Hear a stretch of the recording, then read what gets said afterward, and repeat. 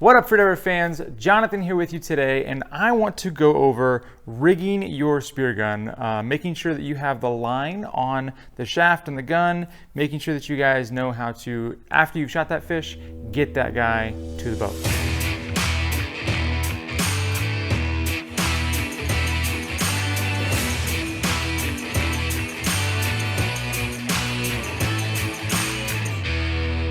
All right, so I want to show you guys how to rig properly your spear shaft to your spear gun without a reel, and then we'll look at and talk about what it's going to take to add the reel to your setup. So first thing you're going to need is your set of crimps and some mono, right? So you can buy both of those online or in the store. But what we're going to use is we're going to use 300-pound mono, which is what's standard on the Rob Allens, and we're going to use a 1.9 steel crimp, and that's what we're going to attach our line and shaft with. So when we go to push this monofilament through our shaft, I don't want to just push it through without incorporating my crimp first, right? Because then it won't work very well if it's not on there. So I'm going to slide my crimp onto my mono, then I take the mono and push it through the shaft itself. And then when I fold this over, right, to put it back through, I want to be sure that I'm not making this loop right here too tight. You can kind of see on this shaft there's this cutout, right? That cutout is designed to go inside of the trigger mechanism. So if I have this loop that's super small, it actually will inhibit the line and shaft from pushing and locking into place. So we want to make sure that loop is big enough that I can actually still engage the shaft with the trigger mechanism. So once I have that to the right spacing, take my pair of crimpers and make sure that you don't over crimp, right? You want to give it a nice tight squeeze, and it should kind of flare out just like that, right? I typically will do this twice, not on the same spot, but once a little higher on the crimp and once a little lower on the crimp. And that way I've got two kind of crimping points, right? So you can pull on that. Obviously that's not going to go anywhere.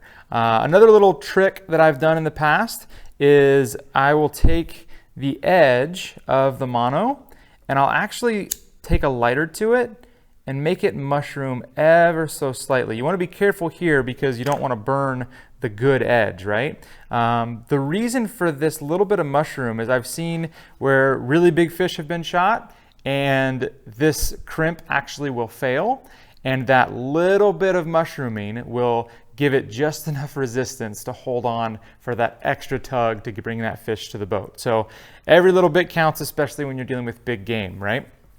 So we've got that done. This is the very first step. We are now attached to our shaft. So now we're going to fold this line over and we're going to come up and grab our spear gun. We're going to go inside the bands and down inside the muzzle. This particular setup has an open muzzle on it, so I don't need to actually go inside the muzzle, but everything's good there. And then on a fresh set of mono, you're going to have to kind of pinch this guy to get it inside the trigger mech, right? It's going to be a little bit tough on the first go, but after you do it a couple times, it'll kind of have its placement after that. So we're simply pushing in and making sure it locks. You can see again how this crimp is not in my way, right? If it were back here, it would have not locked into where it needed to go. So we're going to run that line up underneath the bands. Because it is an open muzzle, I'm going to wrap this line over the shaft to hold it into place. And then we're going to make a choice. Do I want to do a single wrap or a double wrap? Now, what does that mean? A single wrap means that it comes to the line release one time and then it comes up to my bungee. Double wrap means that it touches the line release two times. Now, When would you want to use a single wrap versus a double wrap? It really depends on your visibility, what kind of fish you're shooting, how big your gun is. On this 70, I probably will only do a single wrap. And the reason being is I don't need it to go crazy far, right? But I'm also not wanting to mess with all that line in the water. A single wrap is a little bit easier to deal with as opposed to a double wrap having a ton of water line in the water. So I've got my bungee here with my snap swivel, which is open, right? And I just simply hooked that line, that mono in there, and I'm not gonna give it any kind of tension just yet because I have to cut my mono to the right size. So what I'm gonna do is give it just a little bit of tension, and then I'm gonna go about 2 inches beyond this guy and just give it a snip. Right? Making sure that I cut that at an angle so it makes it a little bit easier for that next crimp to come in. So what I'm going to do next is get it outside of my snap swivel. I'm going to slide my crimp on my mono.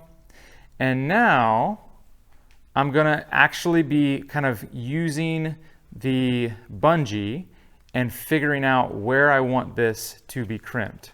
So what I want to make sure I do is give enough tension that engages my bungee so that the line stays on top of my shaft. If I kind of make this bungee kind of loose, right, the line will be loose and my shaft can kind of flop over the place. So I don't want it to be so tight that the bungee is all the way extended, something like that, right? I want it somewhere in the middle.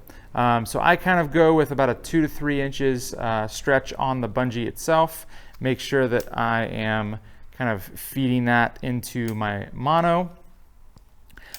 You can do this whatever you like as far as the hole size on the mono. Some guys I've seen do really big ones like that. I don't think that's necessary. The only thing you need to worry about is you don't want it so tight that you can't come back over your snap swivel. So you want to give yourself a little bit of room there. I'd say about a thumb's worth should be just fine.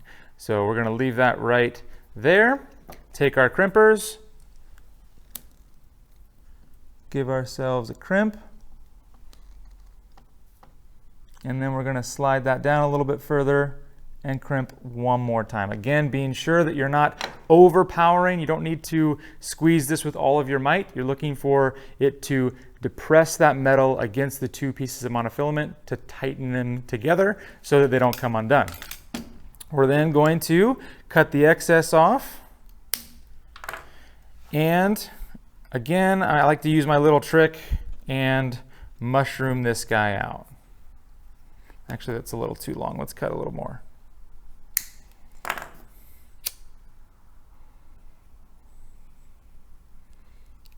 All right.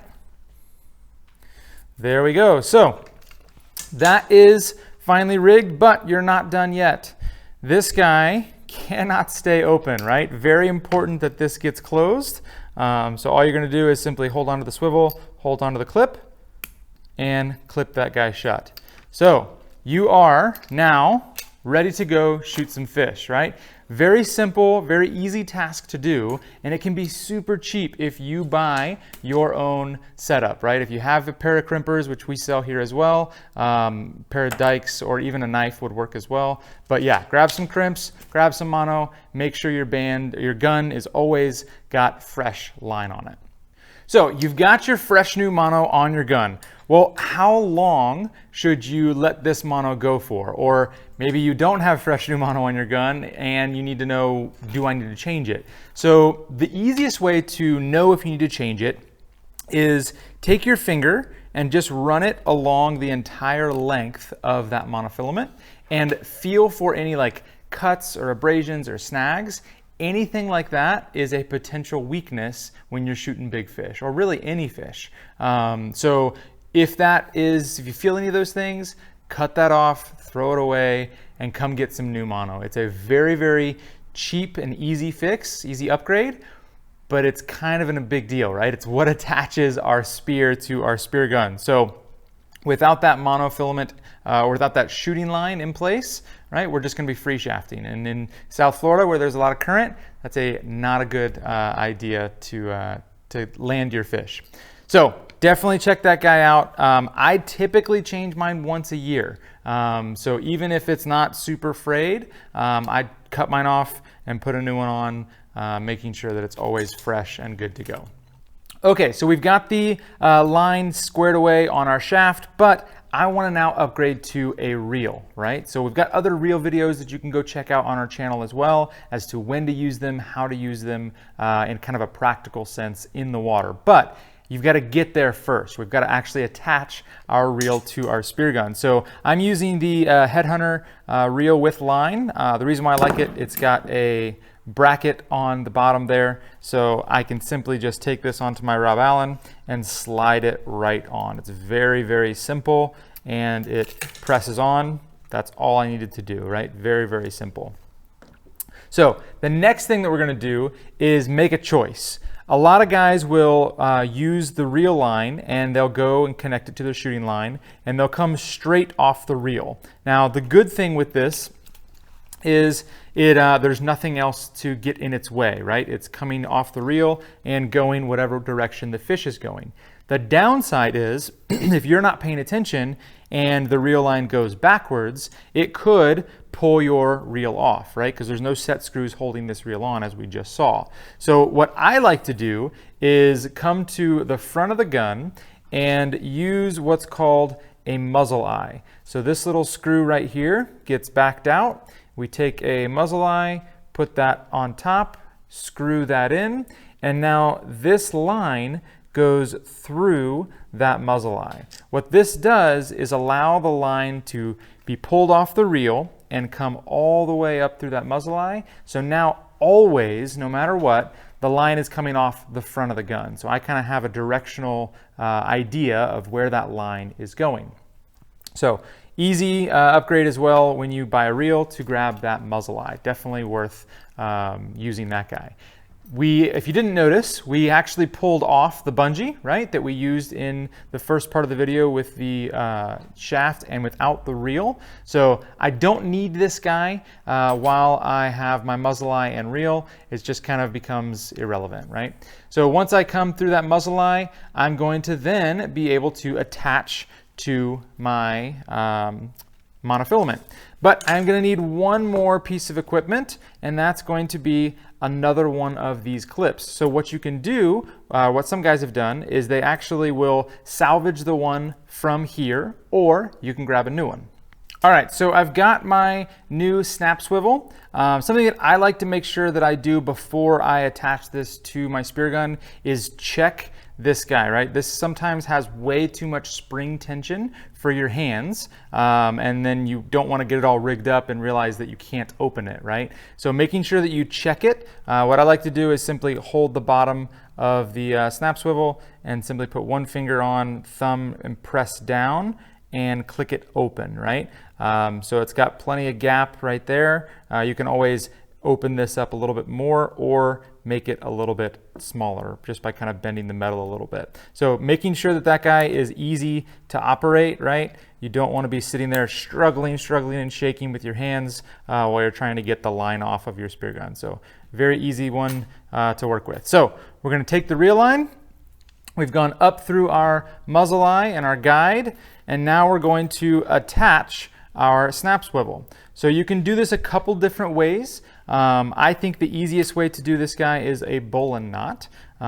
So we're gonna tie that up real quick.